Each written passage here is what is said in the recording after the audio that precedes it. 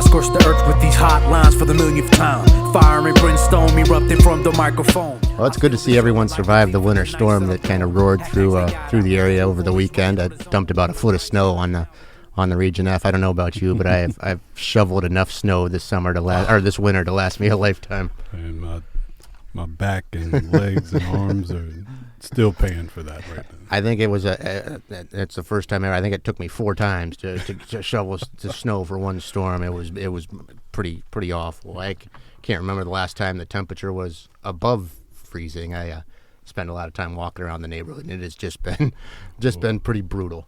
I have a son who's a freshman at Ohio University, and he said there's been some campus-wide snowball fights down in Athens. Zach, you're the father of some young children. Are you out building snowmen with your daughters? No, we didn't get outside too much this week. We kind of hunkered down. It is. I don't blame you. I don't think it's been more than 4 or 5 degrees. Right. It's kind of brutal. It's the first time that you and I have been in the same room since the untimely passing of former Lexington basketball coach Steve Gray. Steve passed away in late December. I think it was December 28th. He was the head coach at Lexington from 1992 until 2000. I started in Mansfield that summer, so I never had a chance to cover any of his teams. But after he left Lex, he went to Norwalk and built quite a career. I had 21 seasons there. He won more than 300 games, led the Truckers to a Division II state championship in 2014. That's a big loss for the area coaching fraternity. Yeah, just an absolute winner. Just a winner of a man and a coach. And I said when I first got into coaching, he was one of the guys that, a lot of coaches don't generally give you great advice. Right. You know what I mean, when you're a young coach. But Steve Gray, and I was a player when he was coaching at Lex, or started coaching at Lex, and he would always tease me about taking a conference title from him. But when I became a coach, man, he was just always somebody I could talk to in meetings, and he was always open about what worked, what didn't.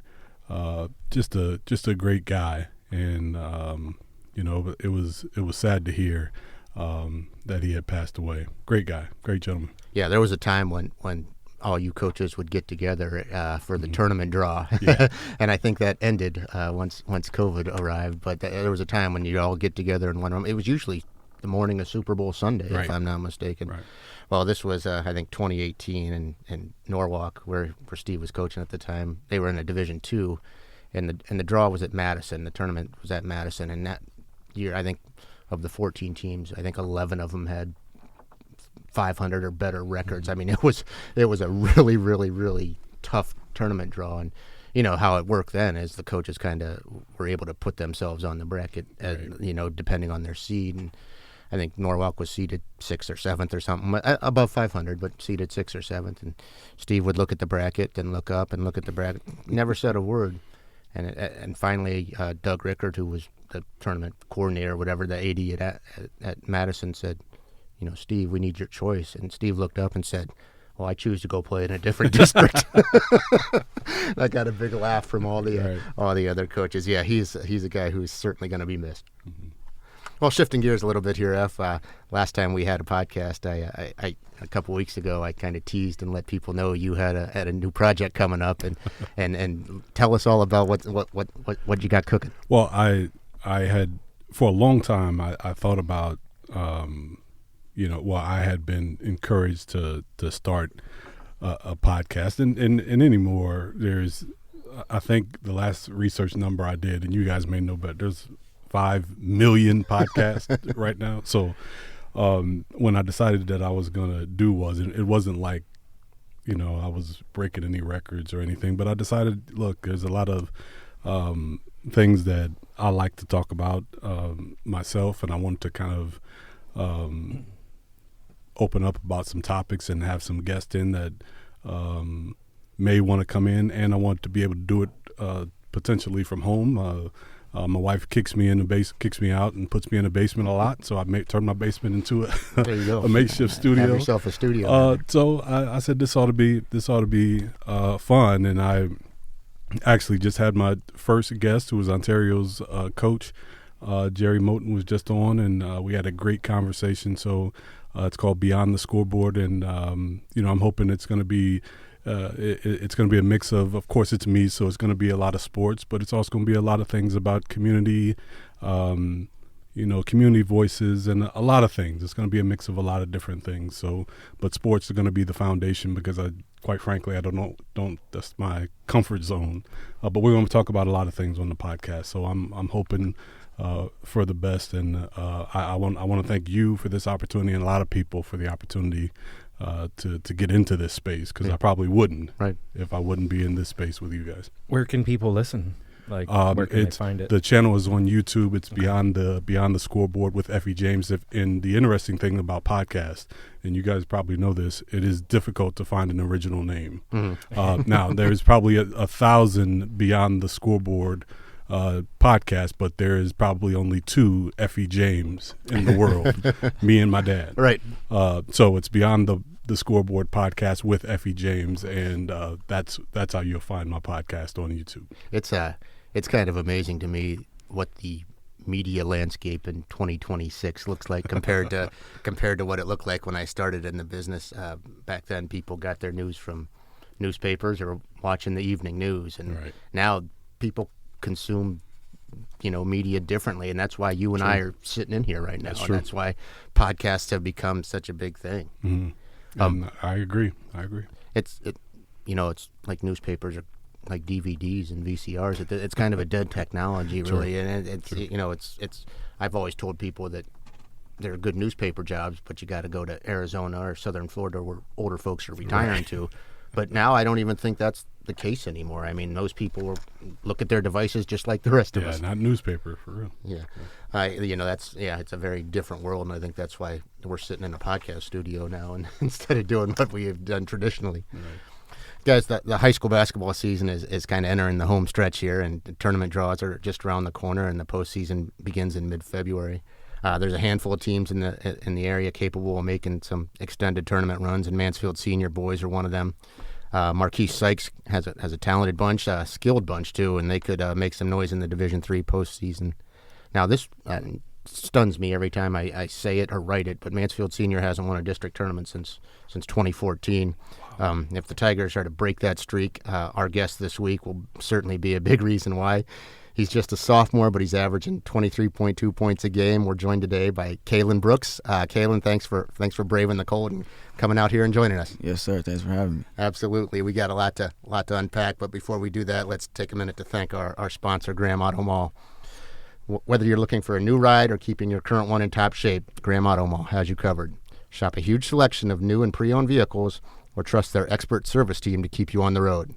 If you're in the market for a vehicle, stop by Graham at 1515 West 4th Street in Mansfield or visit GrahamAutomall.com. Graham Auto Mall, your hometown dealer. Now, Kaylen, before we get into all the basketball stuff, you heard our open there. Do you read newspapers anymore? I mean, how do young people consume their news? Usually, I just get on my phone with the Mansfield News Journal. I feel like that's probably the more popular way of doing it now. It's easy, but you mean Richland Source by that? Yeah. You mean? Oh, absolutely. Yeah. Richland Source, they got it all over the phones, but I also see newspapers here and there. Yeah. I was gonna say, I mean, young people probably. I mean, you and I come from a generation where opening the newspaper on Saturday morning was one of the highlights of my week, and that was everything. That just doesn't happen for people. Well, and there was 6 pages of sports. Yeah. There were 6-page sports sections back then, so you had to look through and find the high school page and see whose picture was on it, who got the picture taken, and what the box score. I missed the box scores. I was gonna the whole idea. The whole event. When I was at the News Journal, and I was there for the better part of 15 years, and I mean, that was a huge deal, was getting every one of those box scores, and we had a team of high school kids who came in and helped us call coaches and get all that stuff, and that's just not the landscape how that works anymore. No.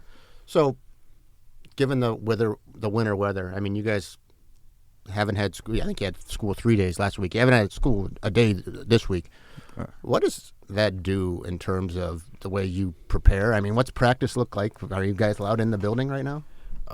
We just got back allowed in the building, like the past 2 days. But before our Ashland game, we weren't able to practice. But I mean, I've also stayed in the gym, but at one point everything was closed, so it was kind of hard. What do you do to occupy yourself in all those hours?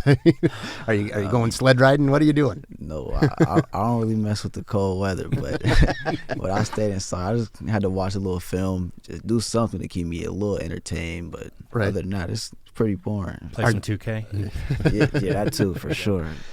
Are you guys? Is it like a virtual class situation, or is there just nothing going on? Right? Nothing. I mean, if you're coached for all those years, players are creatures of habit, and there's no routine right now. It's got to be a coach's nightmare. I'm shocked that he said they couldn't get in the gym. Like we were, there was a time, I think, like I said, we've been talking about how things have changed, so I don't like to keep going back to how things were. But one of the benefits, I think, of how things were when there was a snow day, it was established. It used to be established practice at 11. Yeah. You know what I mean? So, and I don't care what it was looking like outside, practice at 11. So that way it was at 11. So if you needed to put on your boots and it took you 3 hours to walk, you knew it's going to take me 3 hours to get there. I better leave at 8. I better get out the door at 8 o'clock. Yeah. So, but that was kind of the benefit back then when we, didn't have as many rules and structure. We could still at least get in the gym and practice. Yeah, I mean, when you were coaching, were you allowed to have practices? Yeah, or anything? I can't imagine them not being able to practice because it's a snow day. Like the gym was like, sorry. I mean, if you're not going to be able to practice, then that means you shouldn't be able to play games. But sorry, we're going to go down a bad bunny trail if we get into that. Yeah. But that's just me.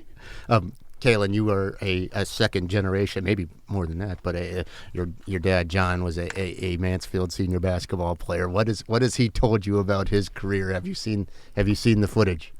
I haven't seen the footage, but I hear stories all around about the big shot and the big shot. Yeah, I was gonna say we were gonna get to the big shot, and we will. But I mean, were you on staff for? I mean, that was that 99-2000 team was the team right before I arrived in town, so I never got a chance to see that team. But that was Ricky Menard and Herman Davis. Rick was for our younger listeners, Ricky Menard was a second-round draft pick of the Sacramento Kings, who had a long and fruitful professional career overseas. Herman Davis, I'm told, was just as athletic as anyone you have ever seen come through those. I mean, what do you remember about that group? I remember that was probably the most those two guys to date, like the two best athletes, and I'm not backing off this statement that have worn the orange and brown. Since, and I was talking to Jerry last night, Jerry Moten and Sean Tucker. Like, we've had some great athletes, but those two guys were just tremendous athletically. But Rick Menard, skill-wise, was a just tremendous basketball player. And the interesting thing about that team, Johnny as our point guard was a true point guard. Mm-hmm. Like in the true sense of that, our backcourt was so solid. Johnny Brooks and Rudy Wolf, we had a really good core of guys, and that's why that team went so far. And I know Ricky was great, but we had a core group of guys that really made that team go, and Johnny was a big part of that. And of course, without that shot, we don't go as far as we do in the tournament. Yeah, was that the Fremont-Ross game? Is that right? So that's what, the district semifinal? That was the district. I believe that's a district semifinal. Okay. And it took us to the district final. And it was double overtime, right? Overtime. Yeah, I mean, run us through that, because I've never seen it. I only heard of it. If memory serves me, we're in double overtime. At Willard, right? At Willard. Okay. And we are, like, going to lose. Yeah. Like, we're down 2. The game is over. Johnny gets the ball half court heave, we win by one. Like, it is literally like it's very simple. He doesn't hit that shot, we Season's lose, over. and it's got to be a 3. If he doesn't hit that shot, we lose, and we have some of the most talented group, one of the most talented groups that we've had, not go very far in the tournament. And mind you, we are just coming off the year before. Marquis Sykes and his group had just went to the state the year after that. So, Johnny hitting that shot was, number one, a relief, right? Because I did not want to, I don't think any of us wanted to see what would happen to us if that really talented team would have got knocked out that early. But I think it kind of shored up that group to make that run that we ended up making it to the regional final. Kaylen, you've never seen it? I've never seen it. I've never seen it either. Yeah, I mean, that's recent enough that it's got to exist out there somewhere. Now, you came in as a freshman, very highly regarded. Came in as a starter from day one. And I mean, what were your expectations as a freshman coming in? I feel like all along I knew I was going to play a big piece into the team. So I just came in with the confidence of filling in the spots that they were missing, just being a big help to the team. Ended up averaging, 13.6 points, scored 299 points as a freshman, more than any freshman in Mansfield Senior history. Did you exceed your own expectations, or? I think so a bit. I don't know if I expected myself to be that big of a piece and to do that many things, but I feel like I wasn't surprised, though. And so far this year, I think 395 points. Most recently, I checked this afternoon. Even if you didn't score another point the rest of the year, you would be the most prolific sophomore scorer in school history. I mean, is that stuff is that even on your radar? Do you think about that stuff at all?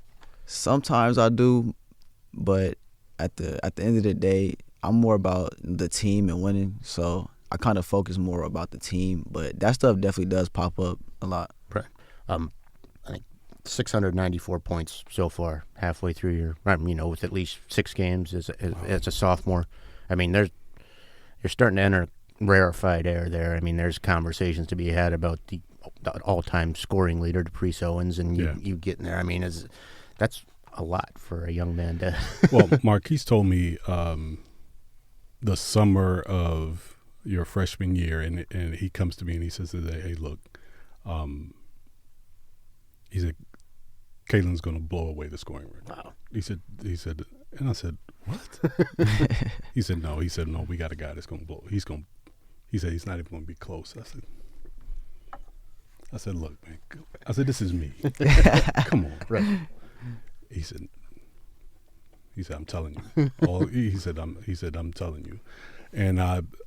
And what I want to ask you is, when you look at, you played a lot of AAU ball, and I know, your dad has been heavily involved with AAU ball, and I know he's watched your development from a young age. Mm-hmm. When you think about how AAU ball and how you've played so many years, what's the difference now between playing AAU basketball and then when you come to play with your team? Is there a big difference? I know at one point there used to be a huge difference between going to play AAU and then playing with your team. There was this huge difference, but now I feel like there's not so much of a big difference. What do you think? Is there a big difference when you play with your team and then when you play with AAU ball? I definitely feel like there's quite a difference. Mm-hmm. Just playing against the high level talents that I do in AAU, I feel like everything is a couple steps ahead of regular ball. So when I get done with AAU and come back to my regular teams, it gets kind of easy to me. Yeah. Okay. And that's a conversation I was planning to have anyhow. But I mean, we both played high school basketball at a time before AAU basketball was a thing. I mean, are these kids, having played so many games, are they better? Are they more basketball savvy than we were back in the 90s? No, we were just having this conversation. That's why they can hoop. Yeah. You know what I mean? That's exactly why they can play. Where, so many years ago, we relied, at least those of us who were just like football players like me who were just trying to play, we relied on plays, and because we really just couldn't hoop these guys can play, and there's ups and downs to all of it, and people talk about AAU, but when you think about the positives to AAU, the games and the number of situations that you're in, there's probably a situation he hasn't seen. Right. You know what I mean? Right. And I'm one of the guys that look at AAU, and I've got some things that they could do better in AAU, but overall, it teaches young players, especially high-level players, how to hoop, how to play, and not have to worry about calling plays every time down the court. And if you get the hard part, I think, and you tell me how you feel about this, Kaylen, the hard part, I think, is when you get players that have played AAU on different teams, and then you get with your team. Is it difficult to try to come together with your team and try to get them to come to that high level that like you've been talking about you're used to playing at? My teammates, they got a high level talent. So when I get back with my teammates, I don't feel like there's a difference. Of course, everybody is different, so there's adjustments to everybody. But I feel like as long as you got the chemistry with your teammates, they put in the same work and grind, I feel like everything is going to plan out the way it's supposed to.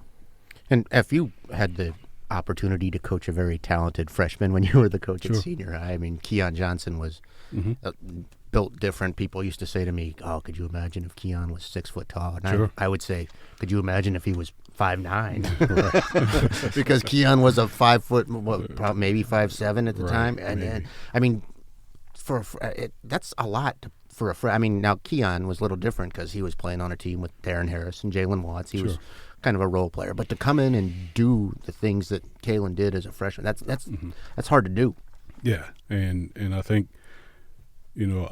like we've been talking about, the situations that he's seen already really kind of helps him out. But to me, when you're playing at that higher level, and the way the game has evolved, and I love this about basketball, is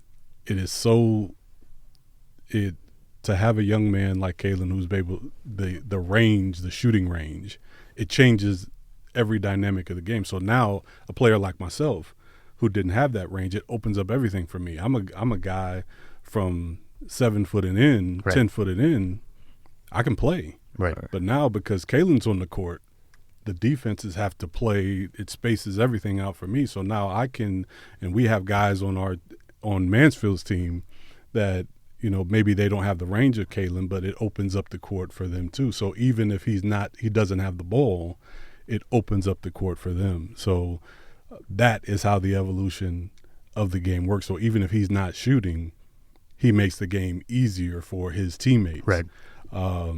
And that's why I think, and Marquise has done an outstanding job of understanding that and putting Kaylen in those places where he can help his teammates without even necessarily when he has the ball and even when he doesn't have the ball. Is that something you're mindful of? I mean, do you realize even if I don't necessarily have to score 35, I just am extended defenses to open things up for my teammates? Definitely. Yeah. Since last year, defenses have changed over time. The way people guard me, or it's always opened up for my other teammates.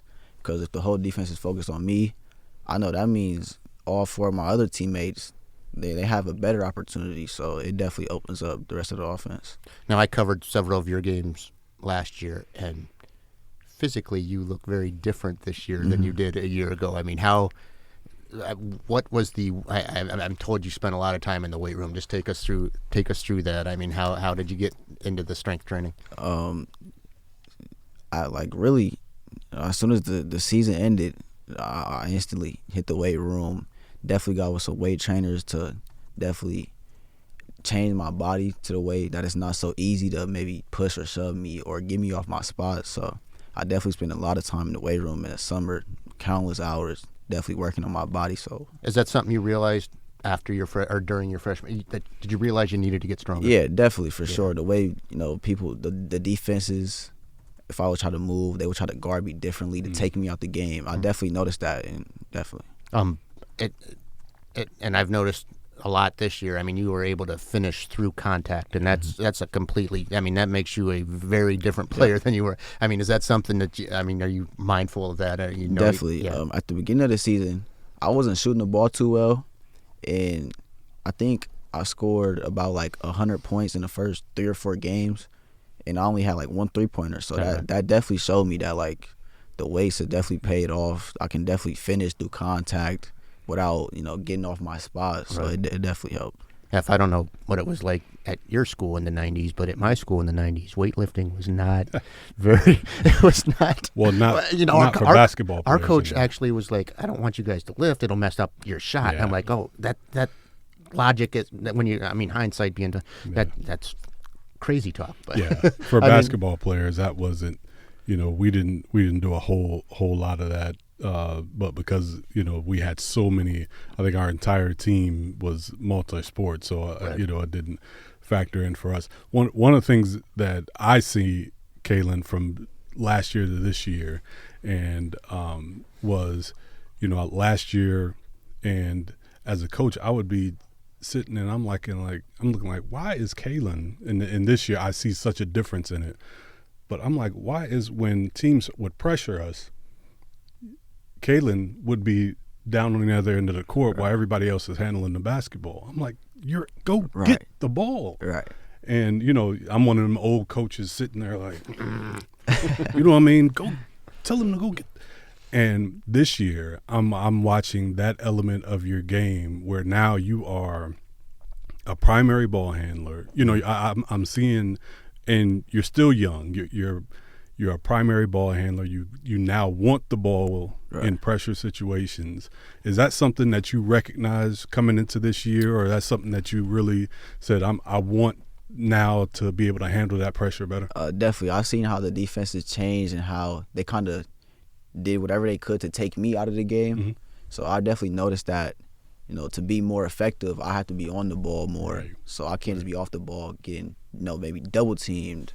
So I'm much more dangerous with the ball in my hand. So I definitely noticed that for sure. That's cool. Is that, just talk a little bit about, how are you different as a sophomore basketball player than as despite, beyond the strength piece? Is that part of it? Handling the ball more? Definitely. I feel like I'm more well-rounded now. Yeah. I can be more of a facilitator. I can also score 30 points whenever I feel like it, but I also know that I can get my teammates involved, or I don't just have to settle for threes. I can maybe go in and get a floater, a layup, or dish it to my teammates. Has it? You always talk to young guys, and the game's very fast for young guys. Has the game kind of slowed down for you this year? Definitely, and that also helps with AAU ball. It's very fast, so when I see pressure, it's kind of like I'm used to it now. Do we think that basketball players are more basketball savvy, I guess, now than they were previous? We go back to the AAU stuff again, but it seems like that. I played maybe 60 varsity basketball games in my career, and that's like a summer for these kids nowadays. It's just I think the more that they see it, the better off they are. Is it just a higher basketball IQ for kids? Well, you got to think there's now so many of these young men are playing the equivalent of 2.5 seasons a year. Right. So you're going to get better, and the young men that take advantage of and not just out there playing, really working on your game. If you get out there and play, that's one thing, but really working on your game. And that's what we see, because I see a lot of young men that play basketball. Yeah. That's one thing. But if you really are working on your game, you're going to see improvement. And that's why I wanted to say that about what I see in you being a primary ball handler. I've seen real improvement from a young man who was already good as a freshman. And that's what you really want to see. And we've seen young players that come in as freshmen and light up the world their freshman year and really stay stagnant throughout the rest of their high school career. And because it's difficult to tell a freshman, a ninth grader, that has a great freshman year that you still need to get better. Right. So when they take that upon themselves to play more games and work harder in the off season, that says a lot about who they are and what kind of player they're really going to be. Right. Now, this year's team looks, a good deal different than last year's. I mean, it was kind of Kyvie Roan's team last year. He graduated. DJ Corbin comes back to town from Texas. Davion Mack transfers in from Mansfield. I mean, what's chemistry? Is it hard to find a chemistry with a group of kids that you haven't played with before? To me, it's not been too hard. Chemistry, those are my guys. So we definitely click, but we're still trying to find our way together, how to put all the weapons together as one team instead of just all playing against each other. Yeah, I mean, there's 6 guys who can also. I mean, it's hard to find enough basket. I mean, that's when coaching is it's a hard thing to do when you have that much talent. Yeah, it is, and I remember when we were doing the, you helped me out with the documentary, and I talked to Coach Pratt about the first year of consolidation, right? When Malabar and Senior High combined, in that first year he had so much talent, and he was just like. Every guy, he had his starting group and he had all of Malabar's guys coming back, and it was just difficult. But I think, we were talking off air about how the great thing about the season is, you get a chance. Every win, every loss is a chance to learn. And yeah, you want to get championships and you want to win as many games as you can, But the great thing, the reason why I love the tournament and the reason why I generally don't watch basketball until the playoffs or the tournament is because that's when, for me, the real season starts. And for high school players, it's another chance to reconstruct your team. And, and for teams, now, for me, I've always wanted my leaders, the leaders of the team to say, look, man, we got to come together if we want to make a tournament run. Now the end of the season is come. We got to go into the tournament playing well.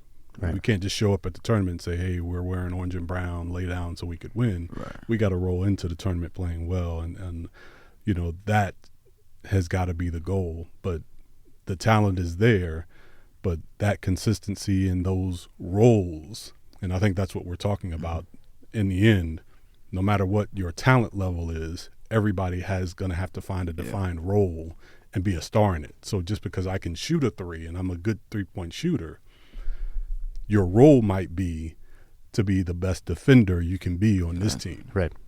And sometimes that's hard for young people to take. But if they can take it, that is what takes your teams to the next level. Yeah. You and I have talked a lot over the course of this podcast, and since we've been doing this again, about accountability and holding each other accountable.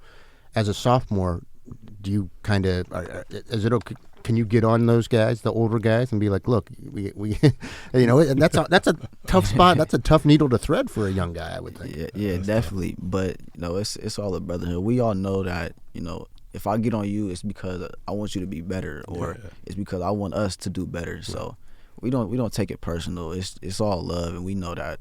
If I get on you, it's just because I want you to be better at what I'm telling you. Right, and cool. We've talked so many times about that 2005 team that went to state, and John Avery would, if he didn't see something he liked out there, buddy, he wasn't afraid to let you know about it. No, he wasn't, and like generally it's a senior, but sometimes, we've had underclassmen. We talked a little bit earlier about Darren Harris, who was one of our players, but from his 10th grade year, he was just a leader. He was undeniable. He wouldn't be denied. He wanted to win so much that if it took, holding older players accountable, he would do it. And now, did that mean, sometimes it would fracture some friendships for a little while? Then it would take that. But in the end, like you said, once they understand it's a brotherhood and we're all working towards the same goal. Once we get past those little sensitive feelings that sometimes we get into, and realize like, hey, we're all working towards the same goal here. We can hold each other accountable, and then we got to we have to expect one another to hold each other accountable. Right. You know what I mean? I'm not going to let you get away with giving less effort. Exactly. Right. If you do it and then I don't say anything to you, then that's on me. And at the same time, if we see you not putting out, it's Absolutely. time to get into you a little bit too. And that's just how it works. goes. Yeah. Now you guys opened the season with 4 straight wins. A really good win over Columbus Academy. Then you lost back-to-back games at Lex, last second game at Ashland.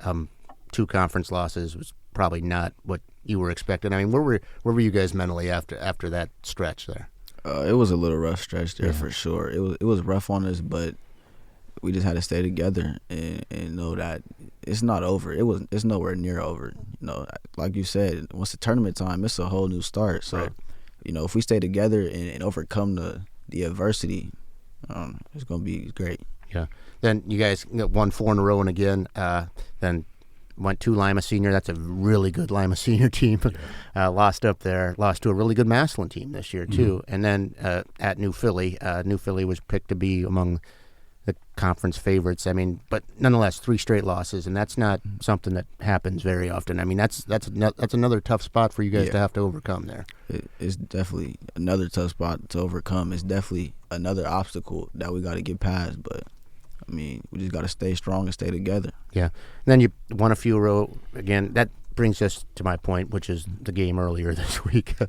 It was 97-93. You guys fall to Ashland in triple overtime.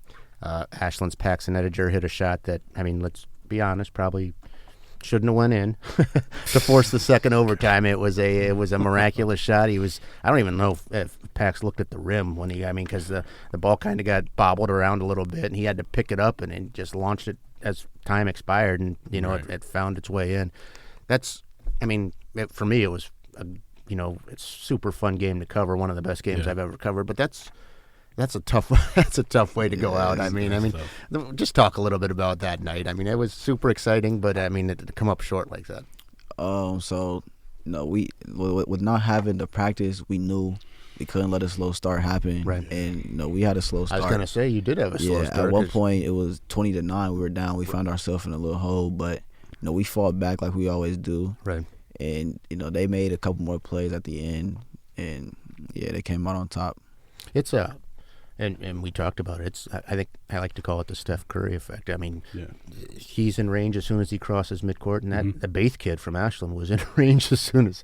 There was some pretty high level offensive work going on the other night. Yeah, and it was a great game to watch, and it makes me feel some kind of way that you guys didn't practice leading up to that game, but it was to see that though. It was some high level shot making, and again, I thought you played an outstanding game. I thought all of you really played well, and it just came down to a miracle shot and a couple plays down the stretch here. There, true.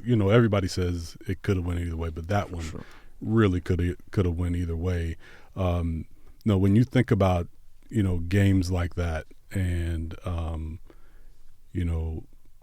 getting the best out of experiences like that, do you think how do you build on a tough loss like that moving forward? Just fighting through adversity. When things don't go our way, even when they might have probably should have. Just staying together. Fighting through adversity. That's right. It's that one. That one was a killer in terms of the conference championship race. I mean, it's probably not going to happen with 4 conference losses. As a group, you got to kind of recalibrate, I guess, or kind of readjust what your goals are now going forward here. Definitely, because that was a goal. The conference we haven't done it in a while, but I feel like we don't need a conference win to make a state run. Right. So that's not everything, but it would be nice to have. But we're definitely looking past it now. It's gone. It's done now. Yeah, and when I talked to Marquise after the game the other day, that's what he said. He said, we still got to, the season's not over because we still want to position ourselves for as high as we can for the postseason seeding purposes. So there's still certainly things to play for here. Yeah, and like Kaylen said, it was the best football run we have had. Since 1949 happened in the year we didn't win the conference. Right. You know what I mean? Right. So I think the opportunity to go into the tournament playing well is still right there, and I think Marquise is right. But I think that game, is an opportunity for our team to say, okay, all right, we can. That was a goal that we missed, and we look at teams like Ohio State, didn't win the conference, but ended up being national champs last year. But you have to, though, take that opportunity as a player, as coaches, and say, what do we want to get out of this season? Right. And because now time is getting short. So now, you can't there's only so much experience you're going to get out of a season. You've got to, I think we've got all the experience we need now to say, what kind of team are we going to be? Right. And now we got to start taking steps forward. And I think, especially with this young man at the head, I think Mansfield's going to be able to do that. Yeah. What are expectations, I guess, going forward now that the conference is probably not going to happen for you? We're taking it one game at a time for sure, but I mean the expectation is always to make a state run. We know we're capable of doing that, but one game at a time, but for sure. Yeah, I love that, man. And just let me say this, because I've said this before, I absolutely regret the fact that I hated for my players to talk about going to state when I was a coach. Mm-hmm. I did. It drove me nuts, and even though there were years when I thought, man, if we get a couple wins here or there, right? We got some. Because in my mind, then I wanted to stay focused on one game at a time. But now I'm able to look back and say, man, look, if our goal is to go to state and win it, why can't we voice that? Yeah, let's go ahead. You know what I mean? It's okay to verbalize. Why can't we voice that? And, so right now, as I sit here today, I love to hear a young man say, our goal is to go to state and win. I think that's wonderful, man. And I think teams ought to embrace that. And if our team is on that, if that's our goal as a team, let's do it. Yeah. Right. And let's get everybody on that. Right. It doesn't make any sense to have you on it, right, and 6 guys over there like, man, we ain't going to state. Right. You know what I mean? A district championship. Yeah, would be enough. yeah, right. And we had a lot of guys in here in the fall who were high-level football players, and mm-hmm. every one of them very openly admitted that they want to play beyond college, and they were not afraid to say it, and that's okay. I love that. What changed, F? Did you just was it just after time stepping away from it? Absolutely. Yeah. That's what it was. Over time, perspective. That it was my perspective, and stepping away from it, because while I was in it, I couldn't see past. It was like one game at a time. We got to get better one game at a time, and there's no room to start daydreaming about what it's like to play in Columbus or where is it now, Dayton or wherever. Yeah, Dayton. There's no time for daydreaming. We have got to do work now. But now, as I've gotten older, I see the power of visualizing success. Right. You know what I mean? And even in my own life, I see the power of visualizing success. Right. So it's a great thing, man, and it's positive. Speaking of playing at the collegiate level, you got yourself an offer from Division I Youngstown State in June. Just take us through that. Where were you, and how did that all come about? Well, at first, they noticed me through my freshman high school season. Okay. They got in contact and they wanted to see me play, and they were just so happened to they were hosting a camp there, and they wanted to see me play, and I showed out, and they offered me. What was it like when you heard those words? Man, it was a great feeling. It was like, it kind of didn't feel real, because it's like everything a kid dreamed of, going to play basketball on a scholarship, free education just to play basketball. It's a dream come true for sure. F, I'm sure you like to hear him mention that education piece too. I absolutely love it. And I'm gonna tell you this, and you've got a great future ahead of you, but don't forget Youngstown State. You know what I mean? Yeah. And I tell this to young people because it's not easy. It's not easy for that program to step out, and they only got so many scholarships to offer. So for them to step out and make that offer to you, As a says sophomore. as a sophomore, says a lot about them and how they feel about you. Sure. So, as you make your way down your basketball journey, don't forget about them and how early they got on the train. Yes, sir. You know what I mean? Yes, because sir. they were, but again, in Mansfield Tiger basketball lore, and I always seem to go back to that, but for all the greats, there's not a lot of scholarship basketball players out there. That's right. You know what I mean? Yeah. For all the greats that we talk about, there's not a lot of scholarship basketball players out there, man, and that's a testament to your work and your talent. For sure. And I want to encourage you to keep working. Mm-hmm. Sure. And continue to keep working, keep building up your team, Yeah. because your team success is going to equal more individual success for you, for sure. Yes, sir. Is it?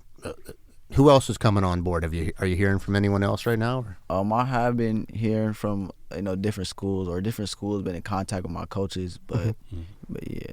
What's I assume you want to play college basketball, because college basketball, isn't for everybody, but sure. it's something you want to do. Where do you see yourself? I mean, do you see yourself playing in like one of the power conferences, or? I don't know yet, like sure where I see myself, but I definitely see myself playing at the Division I college level to achieve my ultimate goal. So yeah, definitely. I would think that's where those big AAU showcases come in. I mean, college coaches can't recruit you during the high school season because they're busy playing college basketball games. I mean, those showcase things in the summer. That's where it's at right now to get seen. And I guess I'm just, as a 10th grader, I got a letter from Penn State, and it was just a form letter. They probably sent a million to Dear everybody. blank. Dear Do student. you know I carried that letter in my back pocket for a week in school, so everybody, with the logo out so everybody could see it. I could not imagine getting a scholarship offer as a sophomore, man. That's unbelievable. But yeah, I think that the scholarships and the way these coaches now understand, like, if they see a talent, they got to jump on it now. Right. What do you know? And there's so much information out there now about college recruiting, NIL. What do you know about NIL and getting paid and the prospect of making money off your name, image, and likeness? Do you know much about that? Do you know anything about that? I've definitely learned stuff, even like the personal stuff, like how I got to carry myself now, how I market myself on the internet and social media, and how people view me, because that's name, image, and likeness. That's how much people or how they view me. So I got to make sure that I put out a good image of myself. It fascinates me because when I was 15, 16-year-old, I couldn't imagine marketing myself as a brand. I mean, that's just a whole different world that these kids are growing up in, and it's for better or for worse. But they're prepared for it. Yeah. Though. I mean, their brand is already made in their social media profiles, and that's their brand right now. And that's the thing that I try to tell young people, like it or not, your brand is on display every day. Mm-hmm. So you have to be careful especially when you're being recruited as an athlete. You have to be careful with what you put out there. Yeah, it's great that you're getting prepped too on that. Sure. I mean, man, that's like it seems like a lot. Managing your brand as like a 13, 14, 15-year-old. Like, what does that even mean? But it's a reality in today's world, especially when you're a big-time athlete. So it's great that you're getting prepped on that. Yeah, sure. Well, that's gonna wrap it up here for us. That's all we have. We like to close it out with something called the 2-minute drill. We just throw a bunch of questions at you and see what your responses are. Actually, I didn't even come up with some questions yet, so this is gonna be off the cuff for me. So, you said you're not a winter weather guy, so no sled riding, nothing like that. Sir, no. Don't know what the best sled riding hill in Mansfield is. Nah, no. How about favorite subject in school? I mean, what do you see yourself studying down the road here? I would say I would have to go with English. Oh. English. How about that? Nice. Don't whatever you do, don't go into sports journalism. There's no money being made here. So much glory, though. Yeah, Right. absolutely. How about a favorite teacher at school? Who's your favorite teacher? Favorite teacher. I'll have to go with Mr. Hoover, Todd Hoover. That's my guy. Mr. Hoover. What's Yes, sir. What's he teach? He teaches business fundamentals. Yeah, he does a great job with the entrepreneurship program as well. Okay, Yeah. okay. How about 5 years down the road? What do you see yourself doing? Are you 5 still playing years. basketball? I am still playing basketball, making a lot of money for my family. Yes, for sir. sure. Yes, sir. How about that? And how about for this year? What's if you're an English major? If you're writing the final chapter of this season, what's that look like? I will be writing how how the Mansfield Tigers won the state championship and made history. Love it. Let's go. Yeah, that's as good a place as any to shut it down here. Kaylen, we'd like to thank you for again for coming down here. Hopefully you had a good time, and tune in again next week for us. Yes, sir. I appreciate you.